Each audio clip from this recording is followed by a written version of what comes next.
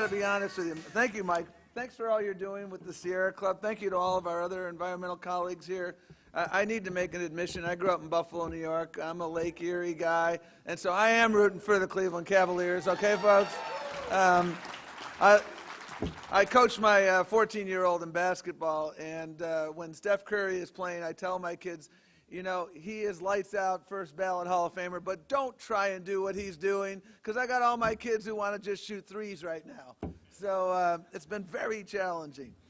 It's great to be here. I feel like I'm at a gathering of serial activists, and I want to say thank you to everyone who's here. Thanks to the county executive who is working tirelessly to make sure that Cleveland is green. I would be remiss if I didn't say a special note of thanks to some remarkable leaders in the labor movement here, especially my very good friend Leo Gerard and Bill Haidt. Bill's going to be retiring in November after more distinguished years of service than I'm allowed to admit. But Bill, thank you for all you have done for the labor movement. Thank you for all you've done for the environmental movement.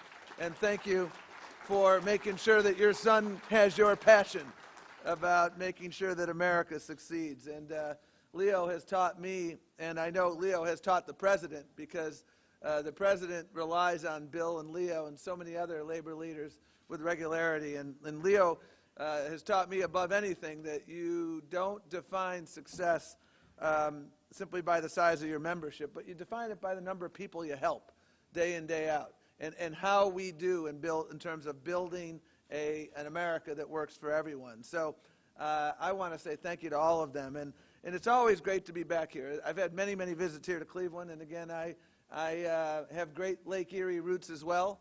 And it's not simply that we shared a great lake together, but we share the same values in places like Buffalo and Cleveland. And I think this city is called Believe Land for a good reason. Buffalo is called the city of good neighbors. And we all believe that we're all in this together.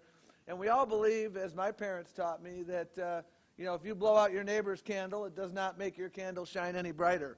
That's what my parents taught me. I suspect that's what your parents taught me.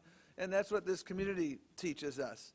And I wanted to come to this conference because you are just doing such remarkably important work in terms of rejecting false choices. And as I was thinking about what to say this weekend, I confess that I need to confess an obsession that I currently have. I was listening to some music that I've listened to a lot lately, and it's the soundtrack from a Broadway show my wife and I got to see recently called Hamilton. Hamilton, if you get an opportunity to see it, and you can mortgage the future, go see it, because it's an awesome show. And it's really about the birth of America through the eyes of, to quote Lin-Manuel Miranda, our $10 founding father, and Alexander Hamilton. And Alexander Hamilton and all the other founding fathers embodied a set of qualities that have really served our nation well through this timeless journey to form a more perfect union. The qualities of leadership, fearlessness, innovation, and forward thinking. And as I think about what they did, because by all measures, they shouldn't have won the Revolutionary War, but because they marshaled those qualities, they won. And when our country confronted the Civil War, you know, Abraham Lincoln, he marshaled those same qualities in declaring that a country divided cannot survive. He said that in giving freedom to the slave, we assure freedom to the free. When the Industrial Revolution forced people into unsafe working conditions and poverty wages, we banded together to confront deadly industrial accidents and child labor. We refused to accept that working people's lives would be capitalism's collateral damage. When the Great Depression destroyed our economy and our hope, we banded together to redefine the social compact. We established a minimum wage and overtime, Social Security, and workers' compensation. We affirmed the right to collective bargaining, which is one of the most greatest forces for shared prosperity that our country has ever known. Thank you for bringing us the middle class, folks. Thank you for bringing us the weekend. And the labor movement has done all of this and then some. I mean, the suffragette movement stood for the proposition that while all men were created equal, it was time to include women in the sequel. Lin-Manuel, once again. When the gap between the American promise and the American reality was widening for all too many of our citizens, we banded together with our brothers and sisters of all colors and creeds to demand equality.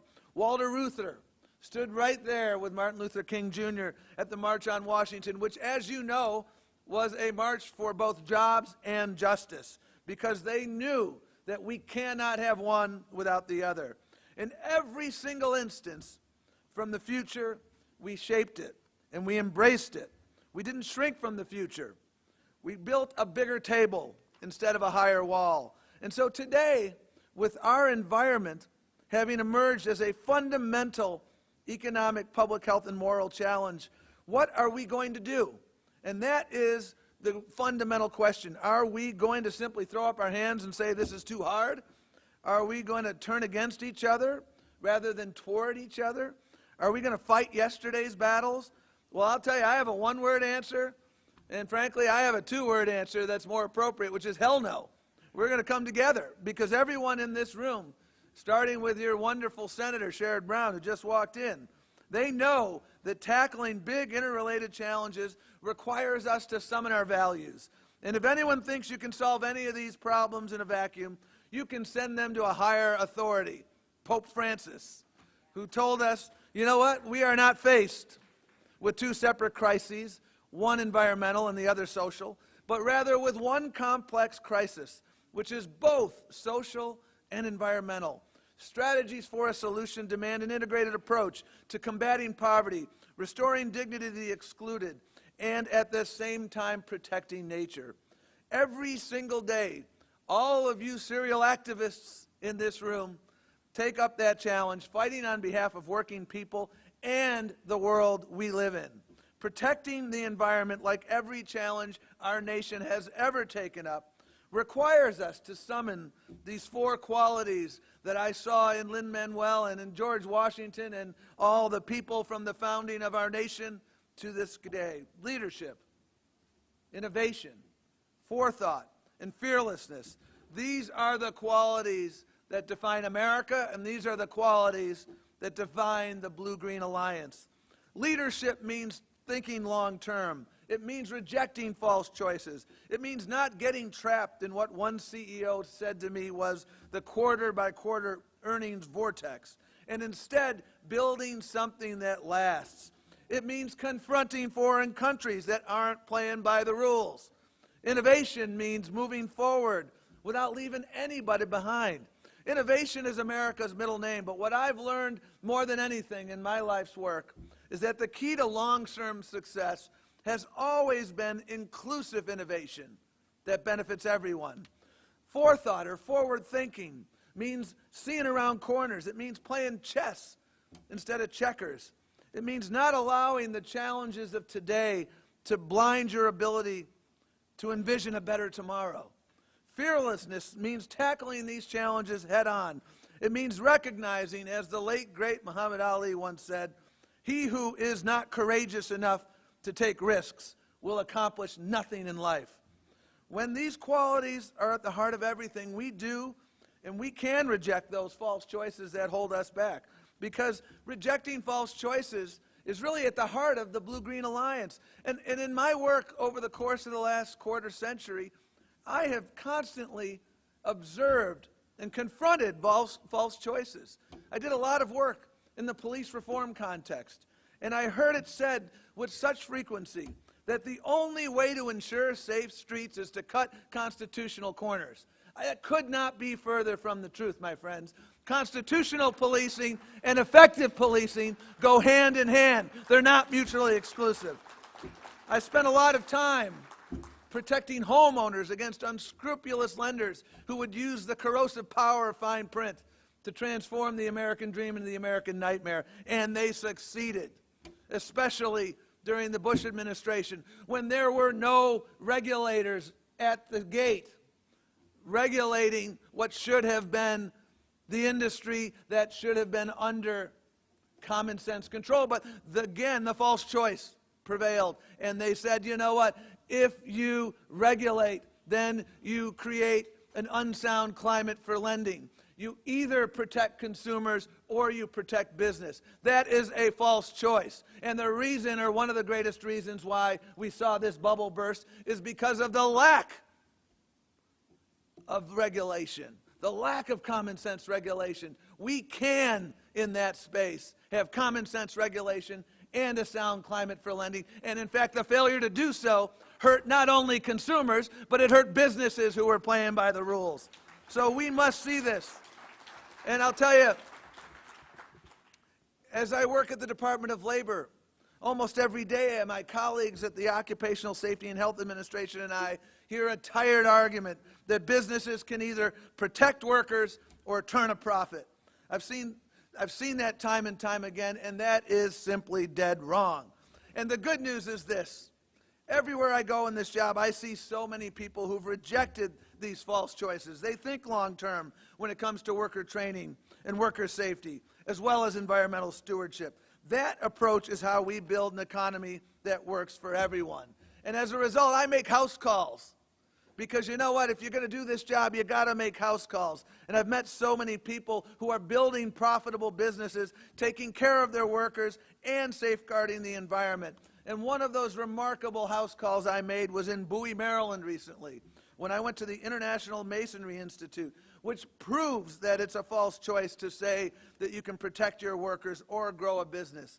This remarkable institute provides training and technical assistance to bricklayers, craft workers, architects, and engineers. It's jointly governed by union officers and major contractors who recognize both the importance of a safe workplace and a diverse and inclusive workforce. I traveled there because we were announcing a final OSHA rule to limit workers' exposure to deadly silica dust. It was literally decades in the making.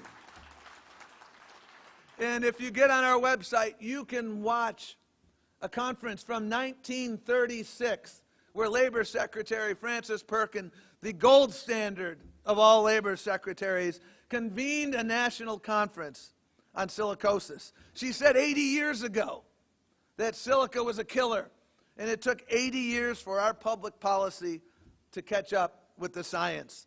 And a little more than 2 years ago, I met a foundry worker whose life was upended by silicosis. Alan White, grew up in Buffalo, United Steelworker, Local 593. Before he got that job at the foundry, he was a struggling single dad who needed public assistance to make ends meet. Then he got a job at the foundry, which is where his dad worked and a brother worked, making $60,000 a year. In Buffalo, $60,000 a year can take you a long way. And what he didn't count on, though, was that years of breathing in silica dust would make for a debilitating disease. He'd always been in good shape, didn't smoke, didn't drink, but now silicosis is going to cut his life short. And he and I are the same age. And what he talked about most depressingly was the fact that he doesn't believe he will get to see his grandchildren grow up.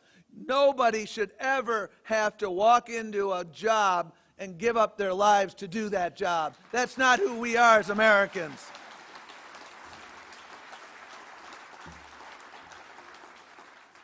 And Alan joined us that day because it was a reminder that everything we do is about people.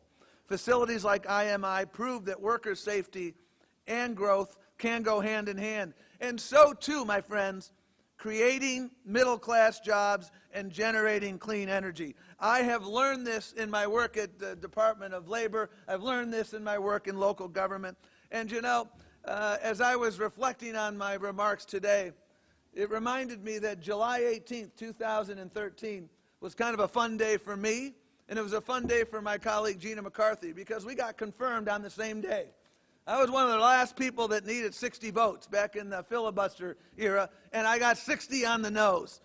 One of my colleagues said to me, "Tom, I'm glad you didn't get 61 or 62 because that would have meant you left a case on the table." But I needed that. I got that in addition to about 20 Wall Street Journal op-eds against me, but I guess that's a badge of honor as well, but I digress. Gina was confirmed that same day, and we went over to see the president after our confirmation. And I still have a photo of our meeting because it meant quite a bit to me. And we became fast friends. And we became fast friends because we have shared mission. And we talked about two of the most important pieces of unfinished business.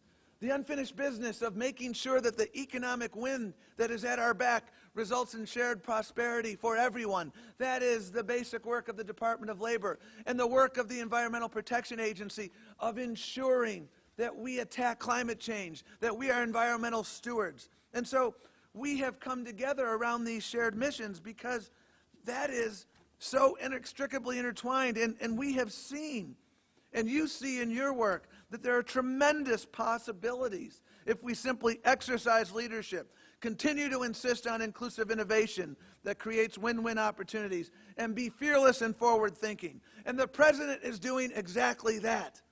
One of the most enduring legacies of this President, and one of, I think, the most underappreciated contributions of this President to the dual imperatives of job growth and combating climate change, is the CAFE standards that the President implemented in 2012.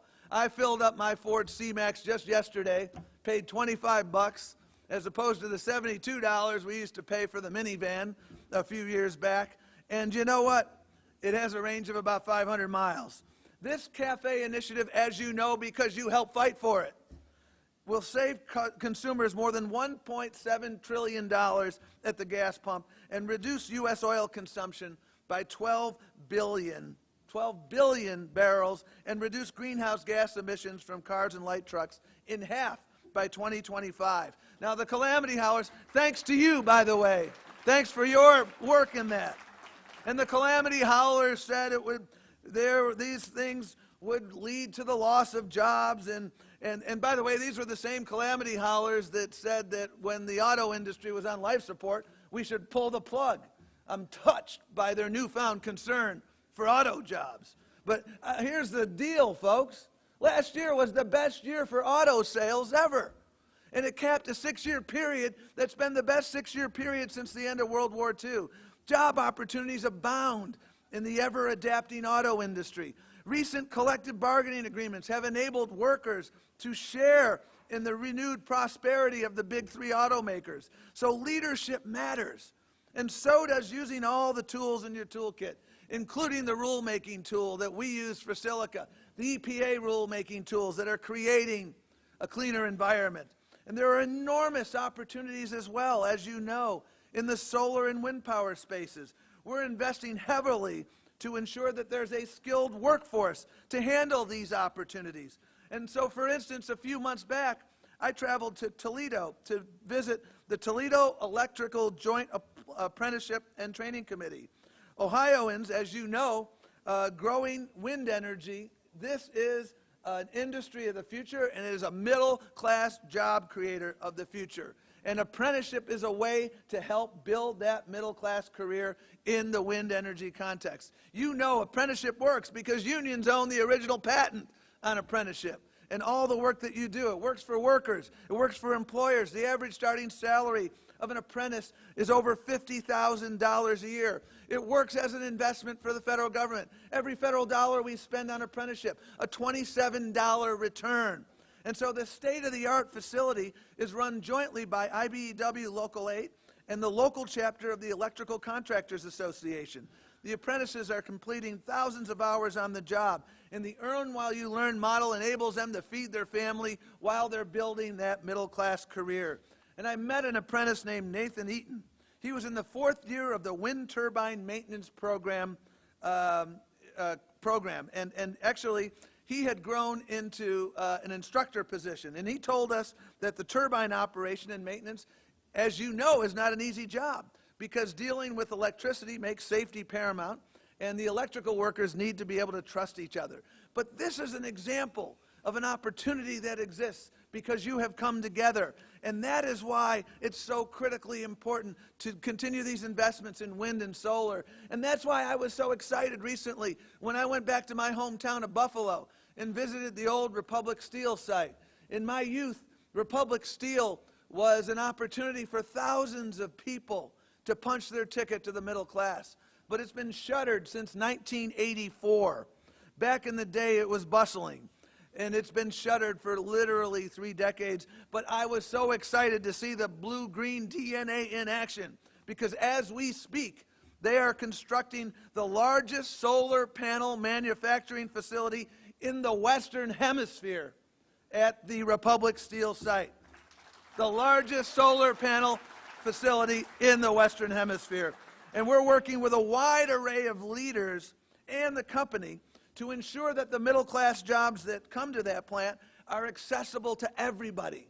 We spent time speaking with people in the city because you know what? Zip code should never determine destiny in this nation, and opportunity should be available for everyone. And so we're making sure that these green jobs are available to everyone. And what was equally remarkable about that day is the company told me that when they complete the construction of this facility in Buffalo, they are immediately going to look to build another facility that's just as big or perhaps bigger than that facility because there is so much demand. And by the way, I hope this facility in Buffalo is a union facility because you know what?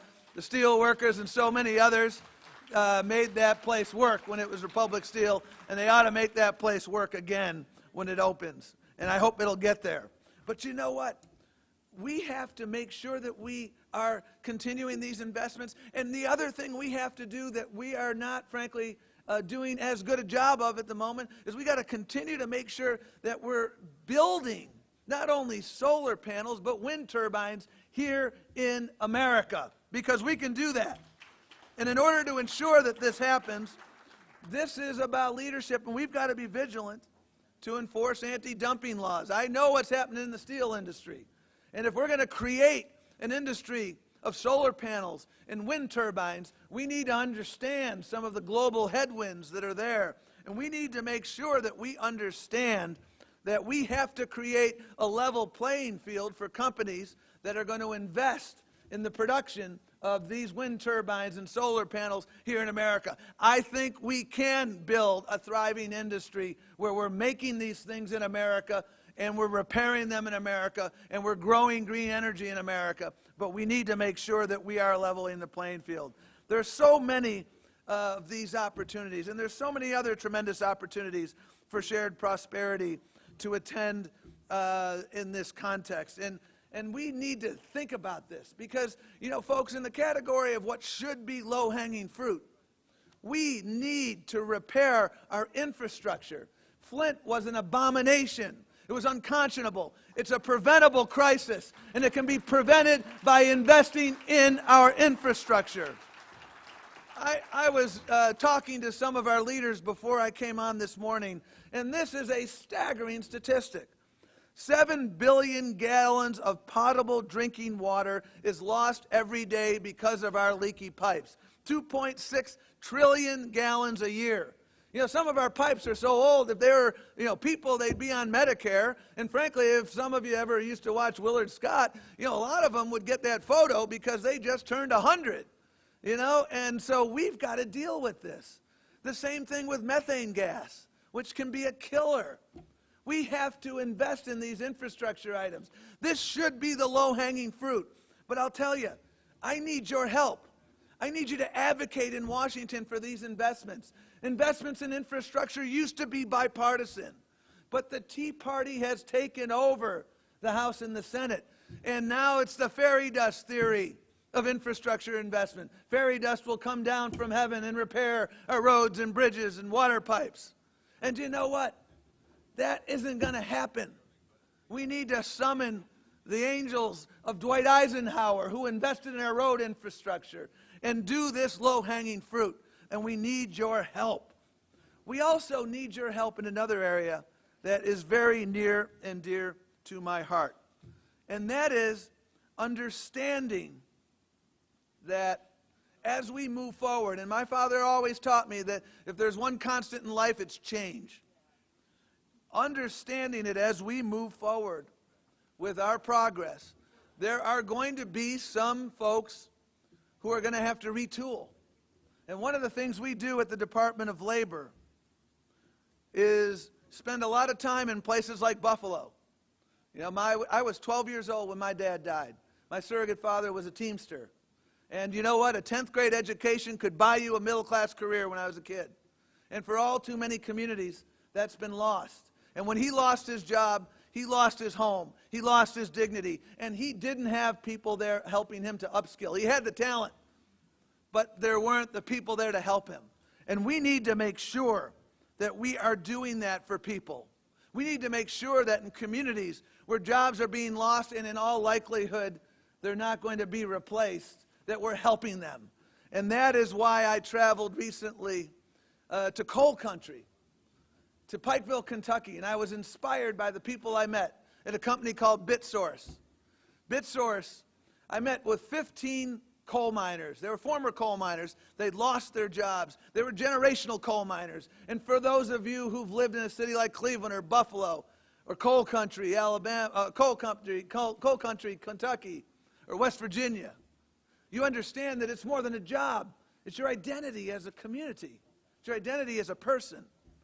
And these folks had lost their job. And what they were doing was they were part of a startup called BitSource, which is a startup that's doing computer coding.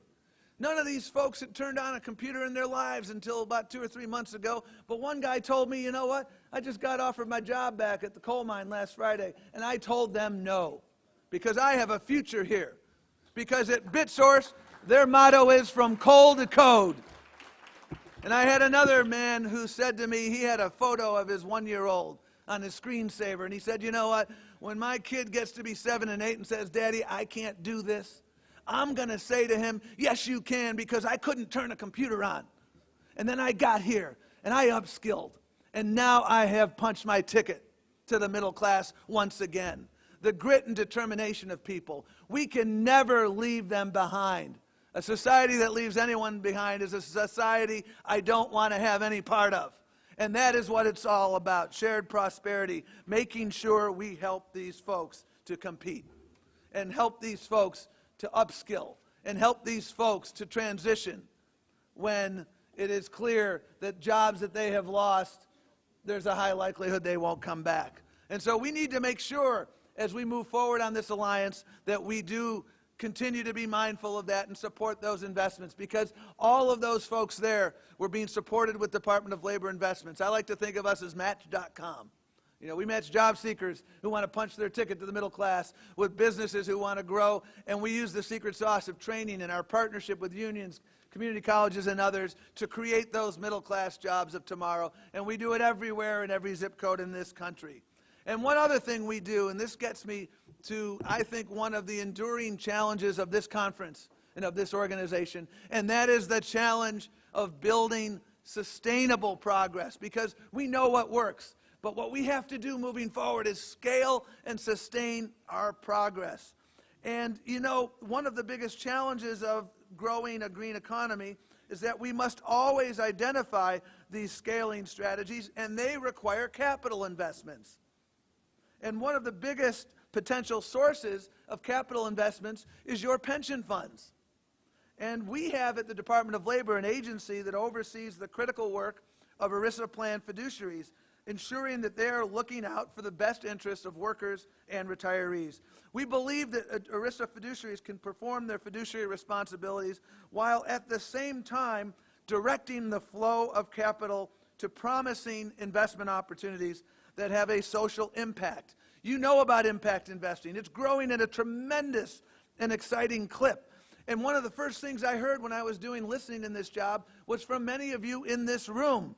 And I heard it not only from you in this room, but I heard it from Wall Street investment firms. And what we heard was the Department of Labor was standing in the way of impact investing because there had been guidance issued in 2008 that was stifling rather than unleashing innovation and economic opportunity.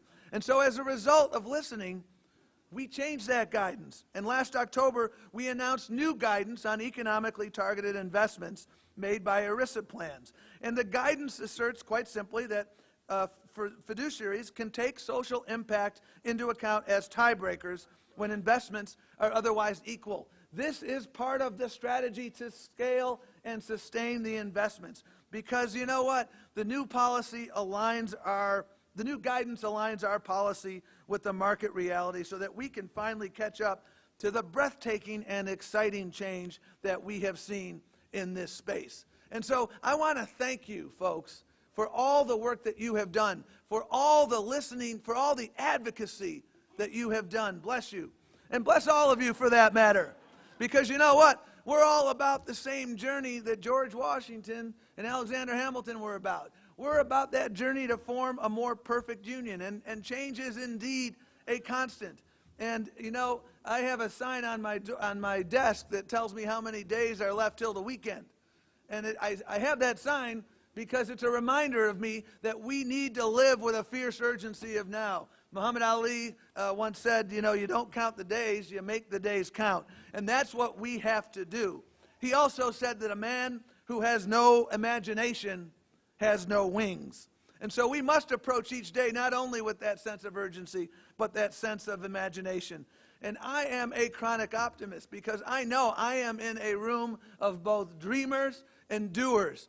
People who understand how we can indeed reject those false choices, build an economy that works for everyone, and an environment that protects us for generations to come. So keep up the great work because you are at the cutting edge of what we need to do as a nation. You are an indispensable part of what we're doing, and change, lasting change, is always an inside-outside partnership. People inside government working together with people outside government with a shared vision of shared prosperity. I guarantee you that in the remaining days of this administration, you will always have a partner in President Obama, in the Labor Secretary, in Gina McCarthy, in the Energy Secretary, and all across government to continue this unfinished business.